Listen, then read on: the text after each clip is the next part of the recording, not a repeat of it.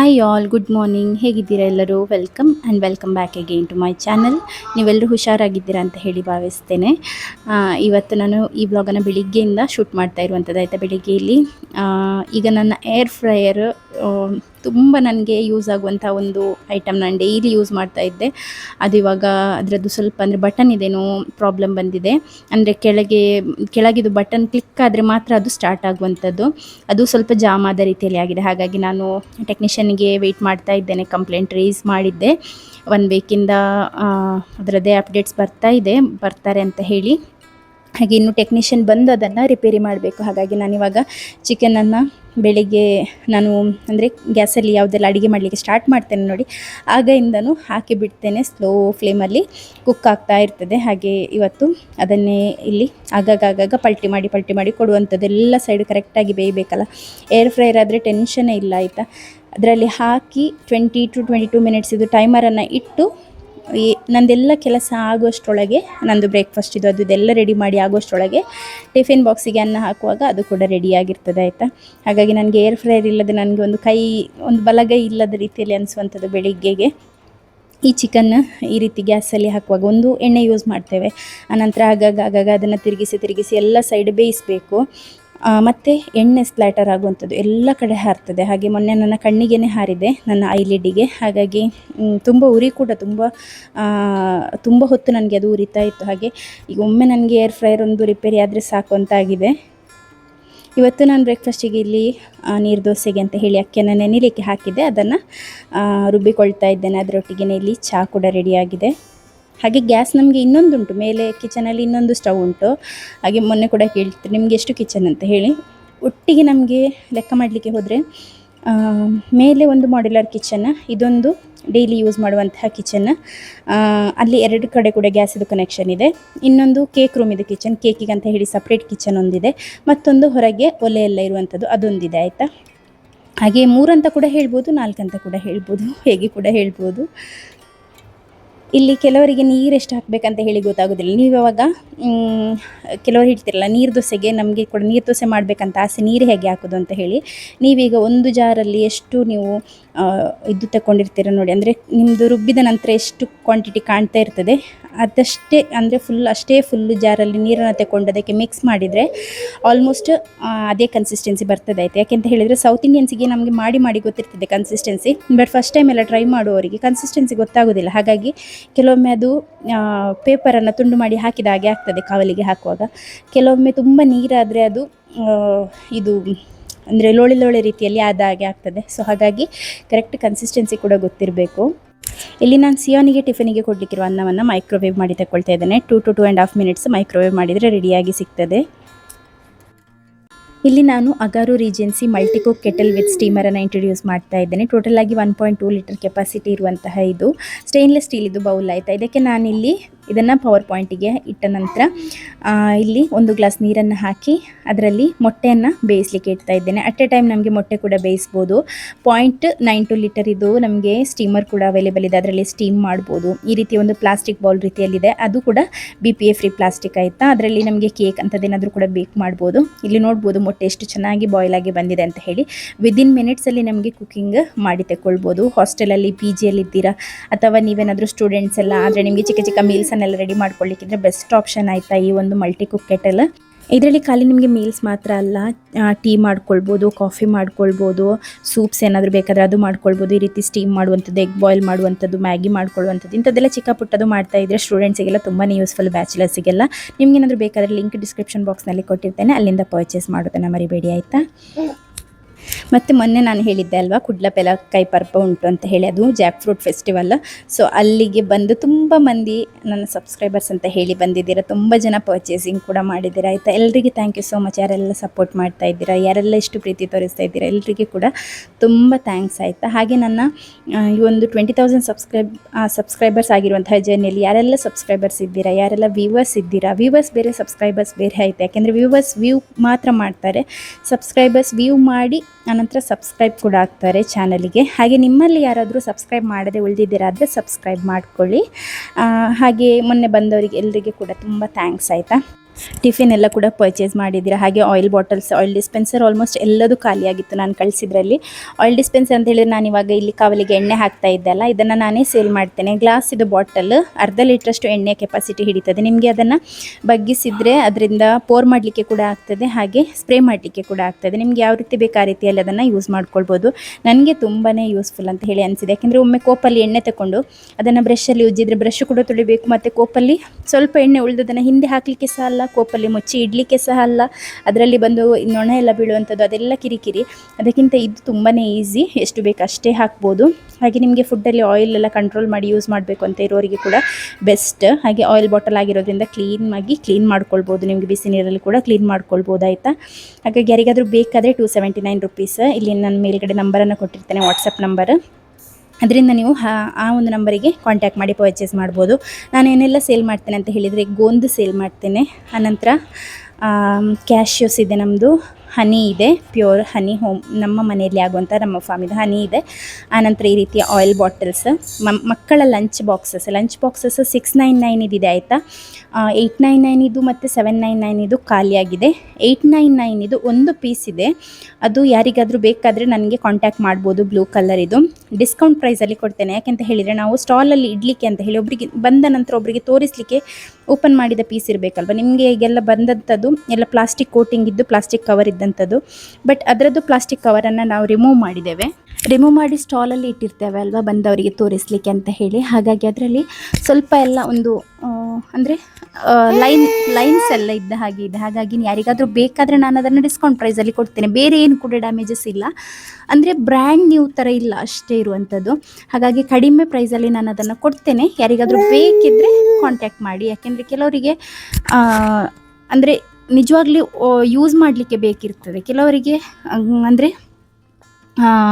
ಚೆಂದ ನೋಡಲಿಕ್ಕೆ ಬೇಕಿರ್ತದೆ, ಕೆಲವರಿಗೆ ಯೂಸ್ ಮಾಡಲಿಕ್ಕೆ ಬೇಕಿರ್ತದೆ. ಹಾಗೆ ಯಾರಿಗಾದರೂ ಈ ರೀತಿ ಅಂದರೆ ಕೆಲವೊಂದು ಲೈನ್ಸ್ ಎಲ್ಲ ಇದೆ ಅದರಲ್ಲಿ, ಅಂದರೆ ಸ್ವಲ್ಪ ಎಲ್ಲ ಈಗ ನೋಡಿ, ಯಾವುದಾದ್ರೂ ಒಂದು ವಸ್ತುವನ್ನು ನಾವು ಸ್ವಲ್ಪ ದಿನ ಯೂಸ್ ಮಾಡಿದಾಗ ಅದರ ಮೇಲೆ ನಿಮಗೆ ಒಂದು ಡಲ್ ಸ್ಕ್ರ್ಯಾಚ್ ರೀತಿಯಲ್ಲಿ, ಸ್ಕ್ರ್ಯಾಚ್ ಅಂದರೆ ಡೀಪ್ ಸ್ಕ್ರ್ಯಾಚ್ ಅಲ್ಲ, ಸ್ವಲ್ಪ ಎಲ್ಲ ಉಜ್ಜಿದ ರೀತಿಯಲ್ಲೆಲ್ಲ ಇರ್ತದಲ್ಲ, ಸೊ ಆ ರೀತಿಯ ಕಲೆಗಳಿದೆ ಲಿಡ್ ಮೇಲೆ.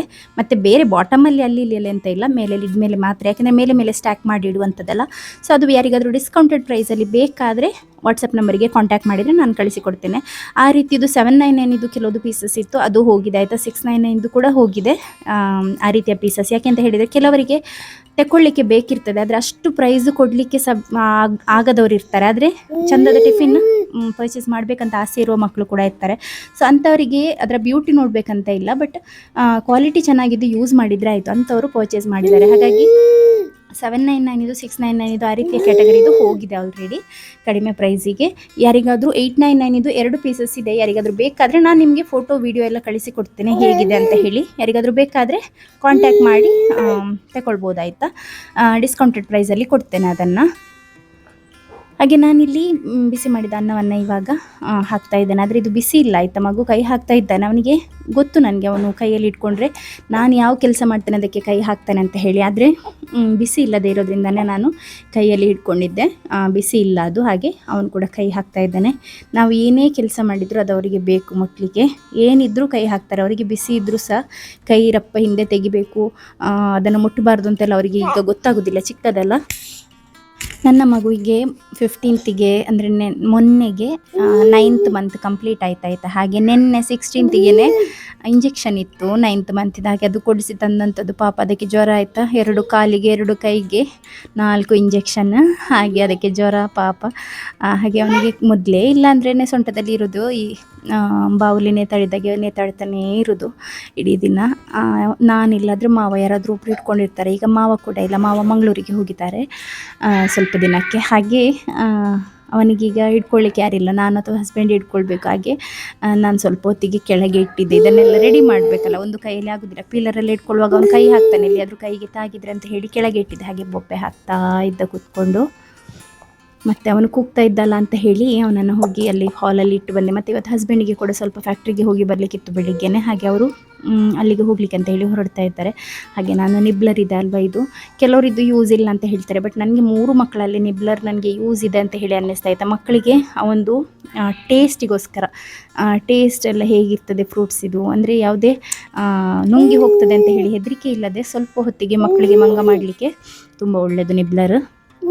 ಹಾಗೆ ನಾನದು ಫೀಡಿಂಗಿದು ಅವನಿಗೆ ಫುಡ್ ಕೊಡುವ ಬಾಟಲ್ ಉಂಟಲ್ಲ, ಅದು ಕೂಡ ತುಂಬ ಚೆನ್ನಾಗಿದೆ ಆಯಿತಾ. ನಿಮ್ಗೆ ಯಾರಿಗಾದರೂ ಬೇಕಾದರೆ ಡಿಸ್ಕ್ರಿಪ್ಷನಲ್ಲಿ ಲಿಂಕ್ ಇರ್ಬೋದು, ಅದರಿಂದ ಚೆಕ್ ಮಾಡಿ. ಅಂಥ ಇದರಲ್ಲಿ ಫುಡ್ ಕ್ಯಾರಿ ಮಾಡಿ ತಗೊಂಡು ಹೋಗಲಿಕ್ಕೆ, ಮಕ್ಕಳಿಗೆ ತಿನ್ನಿಸಲಿಕ್ಕೆ ಎಲ್ಲದಕ್ಕೆ ಕೂಡ ಈಸಿ. ಅದರೊಟ್ಟಿಗೆ ಫ್ರೀ ಬಂದಂಥದ್ದು ಈ ನಿಬ್ಲರ್. ಹಾಗೆ ನಿಬ್ಲರಲ್ಲಿ ನಾನು ಆ್ಯಪಲ್ ಹಾಕಿ ಸ್ವಲ್ಪ ಕ್ರಷ್ ಮಾಡಿ ಕೊಟ್ಟಿದ್ದೇನೆ, ಅದನ್ನು ತಿಂತಾ ಇದ್ದಾನೆ. ಇನ್ನೊಬ್ಬ ಹಿಂದೆ ಬೊಬ್ಬೆ ಹಾಕ್ತಾ ಇದ್ದ ಸಿಯೋನ್ ಈಗ ಸ್ವಲ್ಪ ಸುಮ್ಮನಾಗಿದ್ದಾನೆ, ಪೆಟ್ಟು ಕೊಡ್ತೇನೆ ಅಂತ ಹೇಳಿದ್ದಕ್ಕೆ ಸುಮ್ಮನೆ ಕೂತ್ಕೊಂಡಿದ್ದಾನೆ. ಬೆಳಿಗ್ಗೆಯಿಂದ ಸ್ಟಾರ್ಟ್ ಮಾಡ್ತಾನೆ ನಾನು ಹೋಗೋದಿಲ್ಲ ಅಂತ ಹೇಳಿ. ಅವನಿಗೆ ಸಂಡೇ ಸ್ವಲ್ಪ ನನಗೆ ಮಲಗಲಿಕ್ಕೆ ಸಿಗುವಂಥದ್ದು, ಆದರೆ ಸಂಡೇ ಅವನಿಗೆ 6 ಗಂಟೆಗೇ ಎಚ್ಚರ ಆಗ್ತದೆ. ಉಳಿದ ದಿನಗಳಲ್ಲಿ 7-8 ಆದರೂ ಕೂಡ ಅವನು ಎದ್ದೊಳ್ಳೋದೇ ಇಲ್ಲ, ಎಚ್ಚರ ಇರ್ತದೆ, ಆದರೂ ಕೂಡ ಫೋರ್ಸ್ಫುಲಿ ಕಣ್ಣನ್ನು ಮುಚ್ಚಿ ಮಲಗಿರ್ತಾನೆ ಆಯಿತು, ಯಾಕೆಂದರೆ ಸ್ಕೂಲಿಗೆ ಕಳಿಸ್ತಾರೆ ಅಂತ ಹೇಳಿ. ಹಾಗೆ ಇವಾಗ ಅವನಿಗೆ ನೀರು ದೋಸೆಯನ್ನು ತಿನ್ನಿಸ್ಲಿಕ್ಕೆ ಅಂತ ಕೂತಿದ್ದೇನೆ. ಹಾಗೆ ಮಗುವಿಗೆ ಕೂಡ ನಾನು ಕೊಡ್ತಾ ಇದ್ದೆ. ಮಗುವಿಗೆ ಈಗ ಅವನ ಫುಡ್ಡಲ್ಲಿ ಚೂರು ಕೂಡ ಇಂಟ್ರೆಸ್ಟ್ ಇಲ್ಲ. ಈಗ ಒಂದು 2-3 ದಿನದಿಂದ ಖಾಲಿ ಬ್ರೆಸ್ಟ್ ಫೀಡಿಂಗ್ ಮಾತ್ರ. ಅವನಿಗೆ ಒಂದು ಸ್ಕಿನ್ ಇದು ಕೂಡ ಅಲರ್ಜಿ ಸ್ವಲ್ಪ ಜಾಸ್ತಿ ಆಗಿತ್ತು. ಹಾಗೆ ಹೋಗಿದ್ವಿ ನಾವು ಸ್ಕಿನ್ ಡಾಕ್ಟರ್ ಹತ್ರ ಸೋಮವಾರ. ಹಾಗೆ ಅವನಿಗೆ ಕೂಡ ಮದ್ದು ತಂದಿದೆ. ಅವನು ಫುಡ್ ಸ್ವಲ್ಪ ಕಡಿಮೆ ಮಾಡಿದ ಆ ಟೈಮ್ನಲ್ಲಿ. ಹಾಗೆ ಈಗ ಬ್ರೆಸ್ಟ್ ಫೀಡಿಂಗ್ ಮಾತ್ರ. ಆದರೆ ನಾವು ತಿನ್ನುವ ಫುಡ್ಡಲ್ಲಿ ತುಂಬ ಇಂಟ್ರೆಸ್ಟ್. ನಮ್ಮ ತಟ್ಟೆಯಿಂದಲ್ಲದೆ ಬೇರೆಯವ್ರ ತಟ್ಟೆಗೆ ಕೂಡ ಕೈ ಹಾಕಲಿಕ್ಕೆ ನೋಡ್ತಾನೆ, ಅಷ್ಟು ಅಂದರೆ ಈಗ ಅವತ್ತು ಟೈಮ್ ಅಲ್ವಾ. ಹಾಗೆ ನಾನು ಅವನಿಗೆ ಕೆಲವೊಮ್ಮೆ ಈ ಫೀಡಿಂಗ್ ಚೇರಲ್ಲಿ ಕೂತ್ಕೊಳ್ಳಿಸಿ, ನನಗೆ ಸ್ನಾನ ಎಲ್ಲ ಮಾಡಲಿಕ್ಕೆ ಹೋಗಲಿಕ್ಕಿದ್ರೆ ಬಾತ್ರೂಮ್ ಹತ್ತಿರನೇ ಹೊರಗೆ ಫೀಡಿಂಗ್ ಚೇರಲ್ಲಿ ಕೂತ್ಕೊಳ್ಳಿಸೋದು. ಮತ್ತು ಅದಕ್ಕೇನಾದರೂ ಸ್ವಲ್ಪ ಅನ್ನನ ಬೇರೆ ಏನಾದರೂ ಫುಡ್ಡನ್ನು ಕ್ರಷ್ ಮಾಡಿ ಹಾಗೆ ಇದು ಮಾಡಿ ಸ್ಮ್ಯಾಶ್ ಮಾಡಿ ಹಾಕುವಂಥದ್ದು. ಅವನು ತಿಂತಾ ಇರ್ತಾನೆ. ಆಗ ಸಿಹನ್ ಕೂಗ್ತಾ ಇದ್ದ. ಹಾಗೆ ನಾನು ಅವನಿಗೆ ಕಿಚಲ್ ಮಾಡ್ತಾ ಇದ್ದೆ, ಏಕೆಂದರೆ ಈ ಯೂನಿಫಾರ್ಮ್ ಎಲ್ಲ ಹಾಕುವಾಗ ಕೂಗಿದ್ರೆ ಉಂಟಲ್ಲ, ಮತ್ತು ಈಚೆಯಿಂದ ಚಿಕ್ಕದು ಸಹ ಕೂಗೋದು, ಆಚೆಯಿಂದ ಡೇಲನ್ ಸಹ ಕೂಗೋದು, ಒಂದು ಸಹ ಕೂಗಿದ್ರೆ ಉಂಟಲ್ಲ ನನಗೆ ತಲೆ ಹಾಳಾಗ್ತದೆ ಆಯಿತಾ. ಕಿವಿ ಬಿಡಲಿಕ್ಕೆ ಆಗೋದಿಲ್ಲ ಬೆಳಿಗ್ಗೆ ಹೊತ್ತು ಮನೆಯಲ್ಲಿ. ಹಾಗೆ ಅವನಿಗೆ ಸ್ವಲ್ಪ ಎಲ್ಲ ಕಿಚಲ್ ಮಾಡಿ ಮತ್ತು ಬೇರೆ ಏನೆಲ್ಲ ಆಸೆ ತೋರಿಸೋದು. ಇನ್ನೆಂತ ಬೇರೆ ಆಪ್ಷನ್ ಇಲ್ಲ, ಏಕೆಂದರೆ ಹೊಡಿಲಿಕ್ಕೆ ಸಹ ಆಗೋದಿಲ್ಲ, ಜೋರು ಮಾಡಲಿದ್ರೆ ಸಹ ಕೇಳೋದಿಲ್ಲ. ಹಾಗಾಗಿ ನಾನು ಏನಾದರೂ ತೆಗೆದು ಕೊಡ್ತೇನೆ, ನಿನಗೆ ಯಾವ ರೀತಿ ಮಾಡುವ ಈ ರೀತಿ ಮಾಡುವ, ಸಂಜೆ ಬರುವಾಗ ಅದು ತಿನ್ನಲಿಕ್ಕೆ ಮಾಡ್ತೇನೆ ಇದು ತಿನ್ನಲಿಕ್ಕೆ ಮಾಡ್ತೇನೆ ಅಂತ ಹೇಳಿ ಆಸೆ ತೋರಿಸಿ ಇಡುವಂಥದ್ದು. ಈಗ ನಾನು ವಾಯ್ಸ್ ಓವರ್ ಕೊಡುವಾಗ ಮಗು ನನ್ನ ಹತ್ತಿರನೇ ಇದ್ದಾನೆ ಆಯಿತಾ. ಈಗ ಅದೇ ಬಾಯಿಂದ ಫುರ್ರು ಮಾಡ್ತಾರಲ್ಲ, ಹಾಗೆ ಅದು ಕಲ್ತಿದ್ದಾನೆ. ಎಂಥ ಫುಡ್ ಕೊಟ್ಟರು ಕೂಡ ಫುರ್ರು ಮಾಡೋದು. ಈಗ ನಾನು ಫೀಡ್ ಕೊಡ್ತಾ ಇದ್ದೇನೆ, ಹಾಗೆ ಹಾಲು ಕುಡ್ದು ಅದನ್ನು ಫುರ್ ಅಂತ ಹೇಳಿ ಮಾಡ್ತಾ ಇದ್ದೇನೆ, ಅದೇ ಸೌಂಡ್ ಕೇಳುವಂಥದ್ದು. ಎಲ್ಲ ಆಗಿ ಇವರೊಟ್ಟಿಗೆ ಕುಸ್ತಿಯೆಲ್ಲ ಆಗಿ ರೆಡಿ ಆಗುವಾಗ ಇಲ್ಲಿ ಬಸ್ ಬಂದಿದೆ ಆಯಿತಾ. 8:20 ಆಗುವಾಗ ಮನೆ ಹತ್ತಿರ ಬಸ್ ಬರ್ತದೆ. ಹಾಗೆ ಅವನು ಕಾಮ್ ಆ್ಯಂಡ್ ಕೂಲಾಗಿ ನಡ್ಕೊಂಡು ಹೋಗ್ತಾ ಇದ್ದಾನೆ, ಯಾಕೆಂದರೆ ಅವನಿಗೆ ಹೋಗಲಿಕ್ಕೆ ಬೇಡಲ್ಲ, ಹಾಗಾಗಿ ಮೆಲ್ಲ ಹೋಗ್ತಾ ಇದ್ದಾನೆ. ಮತ್ತು ನಾವು ಈ ಗಡಿಬಿಡಿಯಲ್ಲಿ ಕಳಿಸಿದಂಥದ್ದು. ಈಗ ಕೊಡೆ ಕೊಂಡೋಗ್ಲಿಕ್ಕೆ ಮರ್ತೋಗೋದಾಯ್ತಾ, ಅಂದರೆ ಸ್ವಲ್ಪ ಬಿಸಿಲು ಸ್ವಲ್ಪ ಮಳೆ ಆಗಿರೋದ್ರಿಂದ ಕೊಡೆ ಎಷ್ಟು ದಿನ ಇರಲಿಲ್ಲಲ್ಲ, ಹಾಗೆ ಕೊಡೆ ಕೊಂಡೋಗ್ಲಿಕ್ಕೆ ಮರ್ತೋಗೋದು. ಹಾಗೆ ಇವತ್ತು ನೆನಪಲ್ಲಿ ಕೊಡೆಯನ್ನು ಕೊಟ್ಟು ಕಳಿಸಿದ್ದೇನೆ. ಇಲ್ಲಿ ಸಹ ಕೂಗುದು, ಬಸ್ಸಲ್ಲಿ ಇಡೀ ಕೂಗ್ತಾನಂತೆ, ಮತ್ತು ಶಾಲೆಗೆ ಹೋಗಿ ಕ್ಲಾಸಲ್ಲಿ ಕೂತ್ಕೊಳ್ಳುವವರೆಗೆ ಕೂಗ್ತಾನೆ, ಮತ್ತು ಸರಿ ಆಗ್ತಾನೆ ಅಂತ ಹೇಳಿ. ಹಾಗೆ ನಾವು ಸ್ಕೂಲಿಗೆ ಹೋಗಿ ಮಾತಾಡಿ ಕೂಡ ಬಂದಿದ್ದೇವೆ. ಅವನಿಗೆ ಯಾರಾದರೂ ಉಪದ್ರೆಲ್ಲ ಮಾಡ್ತಾರೆ ಆದರೆ ಸ್ವಲ್ಪ ನೋಡ್ಕೊಳ್ಳಿಕ್ಕೆ ಅಂತ ಹೇಳಿ ಬಂದಿದ್ದೇವೆ ಆಯಿತಾ. ಹಾಗೆ ಇಲ್ಲಿ ಮಗುವಿಗೆ ಜ್ವರ ಅಲ್ಲ, ಹಾಗೆ ನಾನೊಂದು ಸ್ವಲ್ಪ ಅವನಿಗೆ ಪ್ಯಾರಾಸಿಟಮಾಲನ್ನು ಕೊಡ್ತಾ ಇದ್ದೇನೆ ನೋವಿಗೆ ಅಂತ ಹೇಳಿ. ನೋವಿರ್ತದಲ್ಲ, ಹಾಗೆಯೇ ಜ್ವರ ಕೂಡ ಇದೆ, ಹಾಗೆ ಇರಲಿ ಅಂತ ಹೇಳಿ ನಿನ್ನೆ ರಾತ್ರಿ ಒಂದು ಡೋಸ್ ಕೊಟ್ಟಿದ್ದೆ, ಇವತ್ತು ಪುನಃ ಒಂದು ಡೋಸನ್ನು ಕೊಡ್ತಾ ಇದ್ದೇನೆ ಬೆಳಿಗ್ಗೆದು. ಅದಕ್ಕೆ ಮದ್ದು ಕುಡಿಯೋದು ಯಾವ ಮದ್ದು ಸಹ ಎಷ್ಟು ಸ್ವೀಟ್ ಇದ್ದ ಮದ್ದಾದರೂ ಕೂಡ ಕುಡಿಯೋದಂದರೆ ಆಗೋದಿಲ್ಲ ಆಯಿತಾ, ಕುಡಿಲಿಕ್ಕೆ ಕೇಳೋದಿಲ್ಲ ಅವನು. ಡೈಲಿ ನನ್ನ ಮೊದಲಿನ 2 ಮಕ್ಕಳಿಗೆ ಕೂಡ 9th ಮಂತಿದ್ದು ಇಂಜೆಕ್ಷನಲ್ಲಿ ಜ್ವರ ಬಂದಿರಲಿಲ್ಲ ಆಯಿತಾ. ಇವನಿಗೆ ಮಾತ್ರ ಜ್ವರ ಬಂದಂಥದ್ದು. ಅವರಿಗಿಬ್ಬರಿಗೆ ಕೂಡ ಅದರಲ್ಲಿ 1.5 ವರ್ಷದ್ರಲ್ಲಿಲ್ಲ ಯಾವುದರಲ್ಲಿ ಕೂಡ ಜ್ವರ ಬಂದಿರಲಿಲ್ಲ. ಆದರೆ ಇದು ಫಸ್ಟಿದು 1.5, 2.5, 3.5 ಇದರಲ್ಲಿ ಜ್ವರ ಬಂದೇ ಬರ್ತದೆ ಮಕ್ಕಳಿಗೆ. ಆದರೆ ಡೇಲನ್ನು ಮಾತ್ರ ಉಂಟಲ್ಲ ಸ್ವಲ್ಪ ಕೂಡ ಕೂಗ್ತಿರ್ಲಿಲ್ಲ, ಎಂತ ಇಲ್ಲ. ಅವನೊಂದು ಅಂದರೆ ಅವನೊಂಥರ ಸ್ಟ್ರಾಂಗ್ ಬಾಯ್ ಆಯಿತಾ. ಈಗಲಾದರೂ ಸಹ ಸ್ವಲ್ಪ ಗಟ್ಟಿ ಅವನೇ ಇವರಿಬ್ಬರಿಗೆ ಕಂಪೇರ್ ಮಾಡಿದರೆ. ಅವನು ಹೇಗೆ ಅಂತ ಹೇಳಿದರೆ ಅವನು ಎಲ್ಲರನ್ನ ಅಟ್ರ್ಯಾಕ್ಟ್ ಮಾಡ್ತಾನೆ, ಅವನು ಆ ರೀತಿ ಒಂದು ಪರ್ಸ್ನಾಲಿಟಿ ಡೇಲನ್ನಿದು. ಅವನಿಗೆ ಮುಂಚೆಯಿಂದ ಕೂಡ ಗುರುತು ಪರಿಚಯ ಇದ್ದವರೇ ಆಗಬೇಕು, ಫ್ಯಾಮಿಲಿಯವರೇ ಆಗಬೇಕಂತ ಇಲ್ಲ, ಯಾರೊಟ್ಟಿಗೆ ಕೂಡ ಅವನು ಮಿಂಗಲ್ ಆಗ್ತಾನೆ, ಚೆನ್ನಾಗಿರ್ತಾನೆ ಆಯಿತಾ. ಎಷ್ಟೊತ್ತಂತ ಮಾತ್ರ ನಾನು ಹೇಳೋದಿಲ್ಲ. ಹಾಗೆ ನನ್ನ ಮಗುವಿಗೆ ಕಿಸ್ ಕೊಡ್ತಾ ಇದ್ದೆ. ಕೆಲವೊಮ್ಮೆ ಅವನಿಗೆ ಕೂಡ ಮೂಡ್ ಚೆನ್ನಾಗಿದ್ದರೆ ನಾನು ಅವನಿಗೆ ಕಿಸ್ ಕೊಟ್ಟರೆ ಅವನು ಕೂಡ ರಿಪೀಟ್ ಮಾಡಿ ಅದೇ ರೀತಿಯಲ್ಲಿ ನನ್ನ ಕೆನ್ನೆಗೆ ಕೂಡ, ಅಂದರೆ ಅವ್ರು ಕಿಸ್ ಕೊಡೋದಲ್ಲ, ಕಚ್ಚಲಿಕ್ಕೆ ಬರೋದು ಅವರಿಗೆ, ಅದು ವಸಡು ಇದಾಗ್ತಾ ಇರ್ತದಲ್ಲ, ನೋವಾಗ್ತಾ ಇರ್ತದಲ್ಲ, ಹಾಗೆ ನಾನು ಹಾಗೆ ಮಗು ಹತ್ರ ಕೇಳ್ತಾ ಇದ್ದೆ, ನನಗೆ ಕಿಸ್ಸು ಅಂತ ಹೇಳಿ. ಅವನು ಏನು ಮಾಡಿದ್ದ ನೋಡಿ.